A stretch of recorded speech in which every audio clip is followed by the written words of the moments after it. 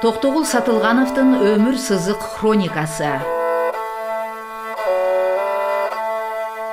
Токтогул Сатылганов 1864 жылы 25 октябрда Кокон хандыгынын Наманган вилаятынын Кетмен Төбө айылындагы Саз Жийде айылында, азыркы Жалал-Абад облусунун Токтогул районуна караштуу Чолпон ата айылдык аймагында туулган.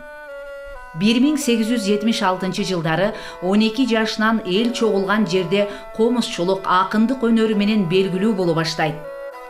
1898 жылы 17-18 майда Анжиян көтөрүлүшүнөн кийин 11-июнга оогон түнү орус бийлигине каршы баш көтөргөндөрдүн арасында бар деген жалган жалаа менен Токтогул Сатылганов Ири Суу жайлоосунда кармалып, 17-июлда Наманган түрмөсүнө камалат.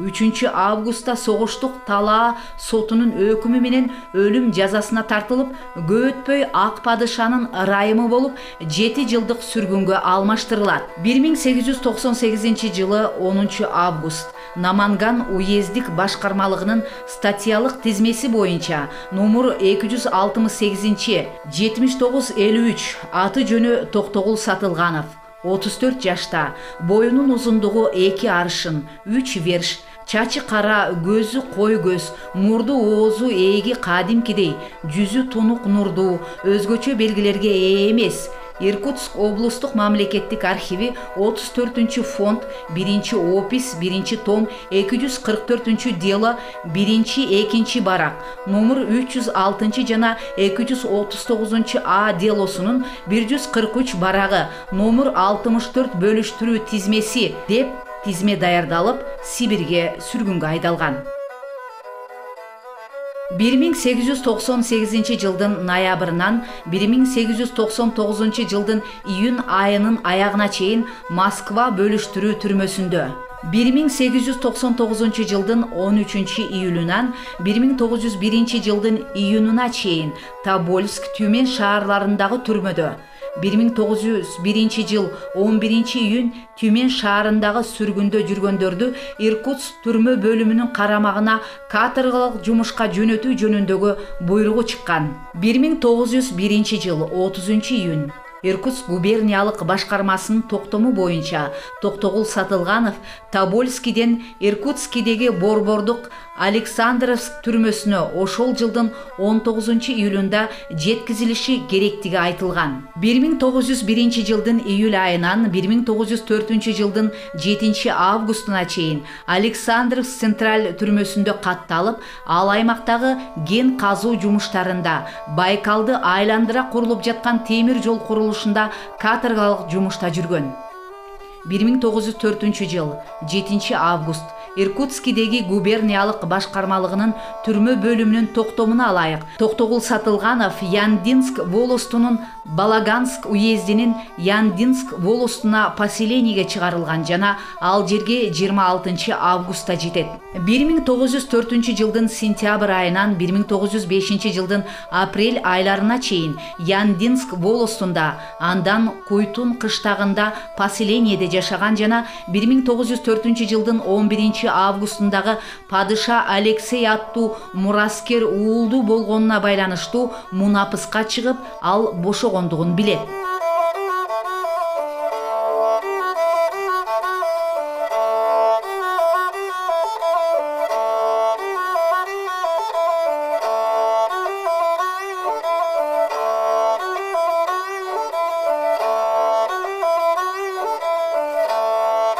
Элди каналдын чыгармачыл тобу жакында Орусияга барып, Сибир аймагында Кыргыздын демократ акыны Токтогул Сатылгановдун 155 жылдыгына карата атайын көрсөтүү даярдап келген. Анда ошол тасмага кезек берели.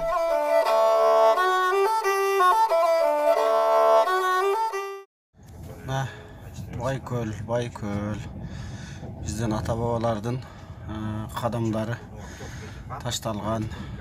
Бакай, Кошой, Манас бабабыз келип, Байкөл экен деп коюп кеткен да бир кезде. Бул жакта биздин мекендештер, бир боорлор жашашат экен. Байкалга 365 көл коет. Жалгыз андыра агып чыгат да. Балким ушул карагайларды, балким токтогулатабыз. Карагайларды кыркып ушул жолдорду салгандыр.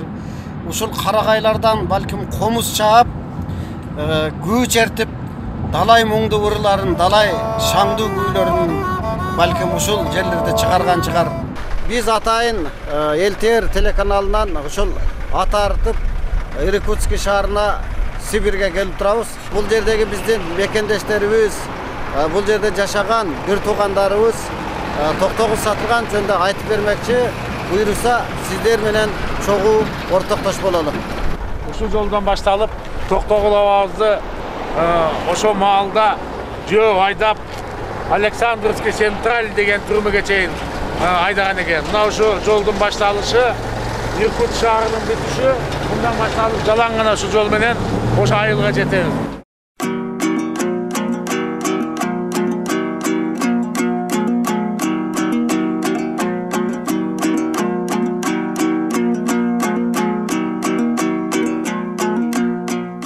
Кымбаттуу мекендештер, мына ушул улуу Токтогул абабыздын баскан жолу менен 1980-жылда келгенмин. Ошол жылдан бери канчалаган элибизден акын келсе, канчалаган депутат, канчалаган элибиз келсе, биз ушул жол менен алып келебиз Токтогулдун жаткан Александровский Централ деген түрмөканасына. Мына ушул өзүңүздөр көрүп турган Бохан району ушул жерден башталат, Иркутск областы бүтөт, Бохан Буряттардын Боханский район деген жери башталат. Мына ушундан аз гана калды. Мына 57 километрде турабыз.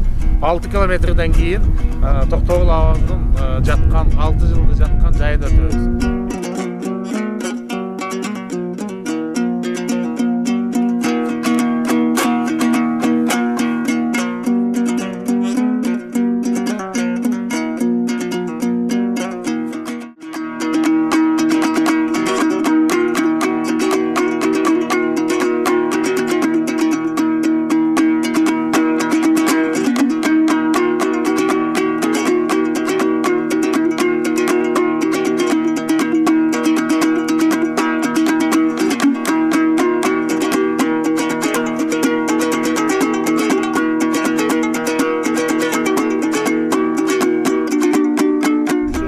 Түрмөкана 1873-жылы түзүлгөн. Ушул түрмөканада биздин улуу акыныбыз Токтогул Сатылганов 6 жылы жаткан.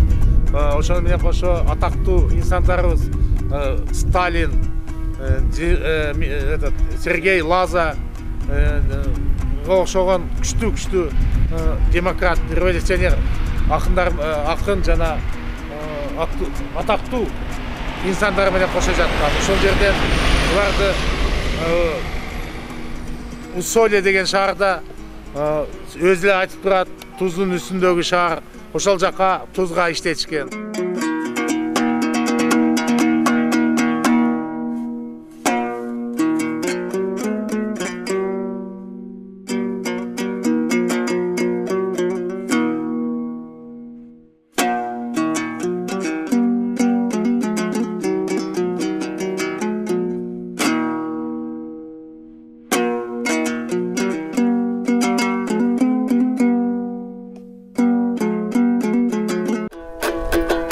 Байлоодо колу ченелеп байланган жер турбайбы? Өз жеринен Сибирге айдалган жер турбайбы? Аралап эчен жандарды тил билбес талай карачы. Токтогулдай бабамдын ичинде болгон арманы бүгүн эскерип келип турабыз, ошол эстелик болчу балдары.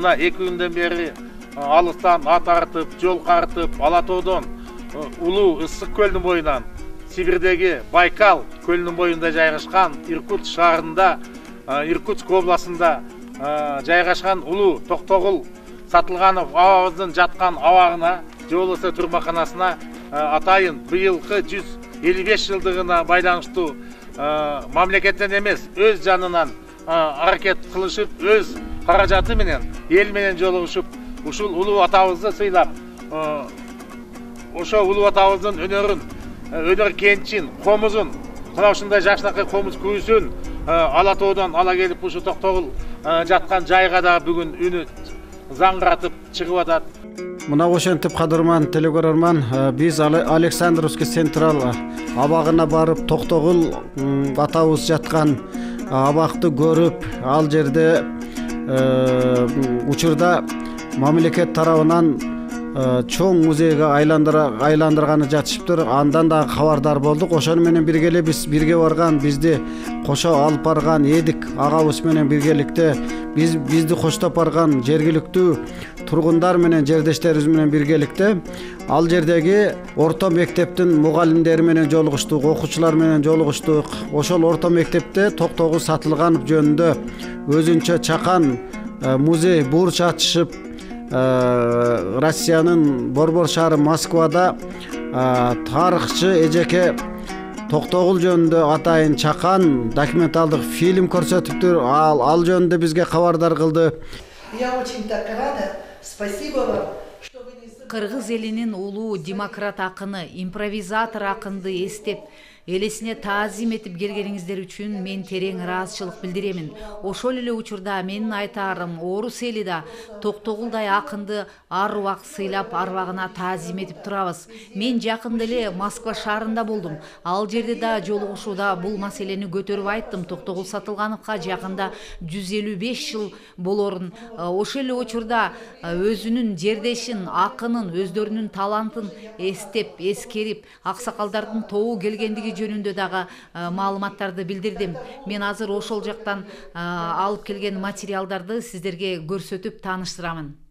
Биз андан ары сапарыбызды азыркы кезде элибизге өзгөчө бир эмгектерди арнап, ал жерде эмгектенип жаткан биздин мекендештерибизге чакан жолугушуу өткөрүп, биз менен бирге барган кыргыз элибизге белгилүү оончу Таалайбек Турдубаев жана Замира эжекебиз менен чакан жолугушуу концертте тартууладык. Агайындын кадырын өзү барда билипчи, акысы бар балада ата энеңдин кадырын көзү барда билипчи, кулун кезден чоңойткон эсин тепкен ат жаман, өзү көрттөп кыйкалап, өздөн чыккан жак жаман, өзү көрттөп кыйкалап, өздөн чыккан жак жаман.